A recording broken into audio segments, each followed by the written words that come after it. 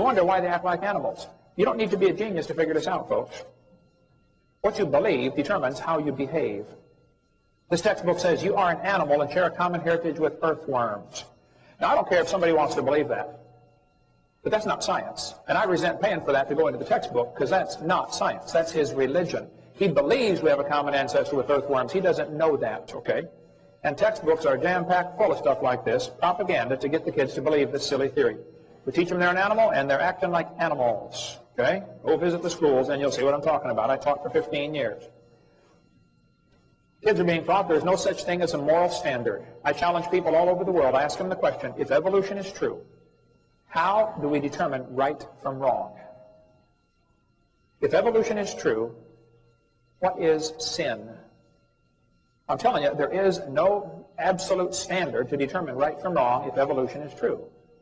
You just can't tell. My position is anyone who teaches this false religion and destroys the faith of students is in serious trouble when they face God, because they're destroying their faith. Jesus said very clearly, whoso shall offend one of these little ones which believe in me, it were better for him that a millstone were hanged about his neck and he were drowned in the depth of the sea. Now, if you want to teach science, then teach science. But if you're going to mix your religion in with it and try to make the kids believe that they came from an ape-like ancestor, you better understand you're destroying somebody's faith, and you're going to face God with this. You're going to be in serious trouble. I'm just here to warn you. I'm the messenger boy. My position is every one of us has broken God's commandments. God created this world, and he owns it, and everyone in this room, especially me, has broken God's laws. And we are in serious trouble. Nobody can get to heaven on their own merits. The Bible says, thou art not a God that hath pleasure in wickedness, neither shall evil dwell with thee. If you have any sin in your life, you cannot go to heaven unless you have been forgiven. And 33 years ago yesterday, I asked the Lord to save me. And I'm going to heaven. It's not at all because I'm good. It's because I have been forgiven. Anyone who repents and asks for God's forgiveness shall be saved. And that's what I recommend everybody do. My position is very simple. Many people believe in evolution because they do not want to accept responsibility for answering to a creator. There's no scientific reason to accept this theory. But some people really like that theory because that's a logical way to get freedom from God. We're warned about this in Romans chapter 1, about people who would accept this theory. It says, even as they did not like to retain God in their knowledge, God gave them over to reprobate mind, to do those things which are not convenient. You ought to read the whole chapter about how the people descend into depravity because they're just looking for some way to get rid of God. They're going to be backbiters, haters of God, who, knowing the judgment of God, that they which commit such things are worthy of death, not only do the same, but have pleasure in them that do them. The Bible says, for this cause God shall send them strong delusion, that they should believe a lie. Evolution, at least the first 5 stages I shared with you, are indeed a lie, in my opinion. There is no evidence to support evolution except things that are proven to be lies. This textbook just clearly shows the kids that the mammals, the birds, the crocodiles all have a common ancestor. Well, you are welcome to believe that, but don't call that science.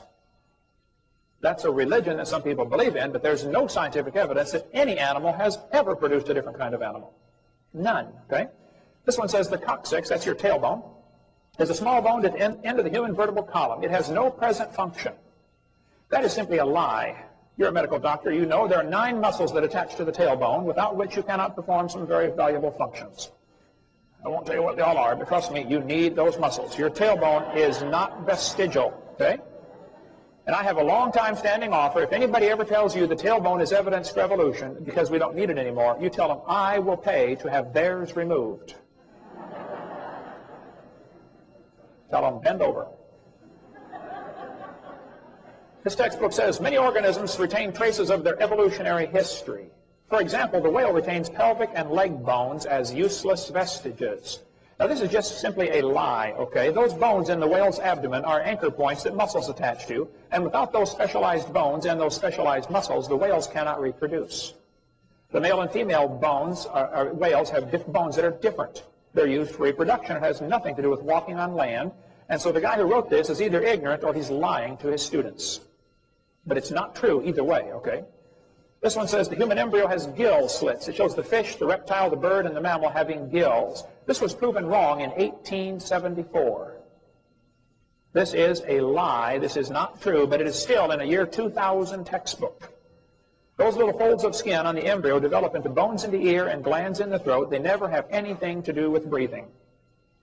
I've seen folks that have 5 or 6 chins, and they cannot breathe through any of them but the top one, okay? My position is there is no scientific evidence to support the idea that we all came from a rock 4.6 billion years ago, which is precisely what evolution boils down to if you get rid of all the big words and the fluff and the feathers, okay? All evidence shown to kids in textbooks as evidence for evolution has been proven wrong. Gill slits, horse evolution, etc. Your kids are being lied to. My position is, if there is evidence for a theory, please show it to me. Just don't lie to the kids. There's an excellent book showing 15 of the known lies in the textbooks. I cover 28 of them on my videotape number 4 right there on the table. And my material is not copyrighted. So you skeptics, if you want to buy my tapes, you can copy it, send it back, get your money back. Hey, but don't ask me to loan it to you, okay? That's my position. My position is the citizens of Arkansas should pass and enforce legislation banning lies from textbooks and lying teachers from the classroom. Teachers who lie to students in order to get them to believe a theory should be fired immediately. They should get an honest job.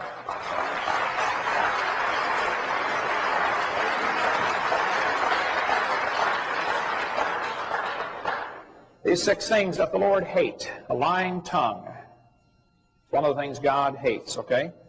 The Bible says all liars shall have their part in the lake of fire, which burneth with fire and brimstone. This is the second death. So, my position is very simple. I like science. I'm not against science. I'm not against education. My mother retired from teaching public school. My brother's in his 34th year teaching school. There are many good, godly teachers in the system. But, folks, there is no evidence whatsoever for this theory of evolution that we're teaching our kids, and it's time we make the schools teach the truth. Now, if you want them to believe you came from a rock, I can understand that, okay? And if you have some evidence for that, then please show it to me. But don't lie to the kids. And all we have so far, and I'll be covering that tonight at the church, or if you get my video number 4, where we cover 2.5 hours of lies in the textbooks, you'll see some of the things that kids have to face every day, and they're going to face them tomorrow at the University of Central Arkansas in the textbooks. Bring me the biology textbooks in your high school or junior high or college here in this area. I will show you the pages that need to be torn out. It's very simple. I was in a debate a few months ago at the University of West Florida, and I mentioned if the textbook says the embryo has gill slits, cut the page out. It's not true. You don't need to buy a whole new book. The rest of the book's got a lot of good science in it. Just cut that page out. One professor got up and he said, I don't think we ought to deface textbooks. I said, sir, if you were teaching mathematics and you found a page that said 2 plus 2 is 5, what would you do? He said, I would tell the students to mark out the wrong answer and write in the correct answer. I said, you would deface a textbook?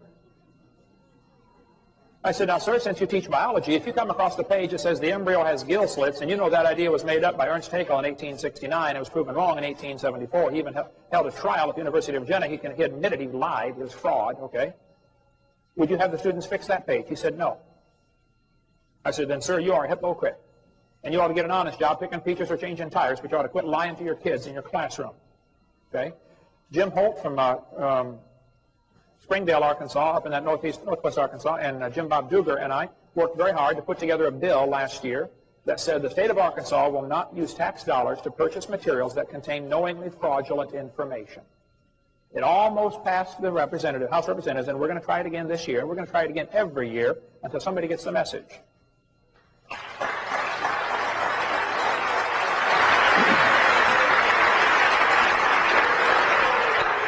So, I want to go on record as saying I love science. I'm not anti-science. I'm not anti-schools.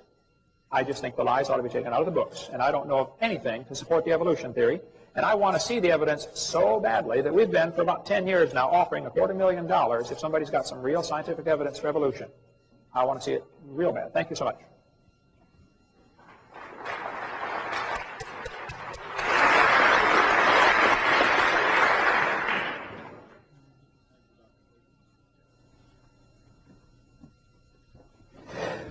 All right, Dan, thank you very much. That was very informative. Incidentally, I did a little research on one of the matters you mentioned. There is actually a website, http://www.coccyx.com, COCCYX. No, I think it's org, not com. Yeah, it's not a commercial site. But it's a page put out with information on an operation called coccygectomy. It's removal of the coccyx. It actually was done to a friend of mine, a fellow graduate student who had broken hers during childbirth.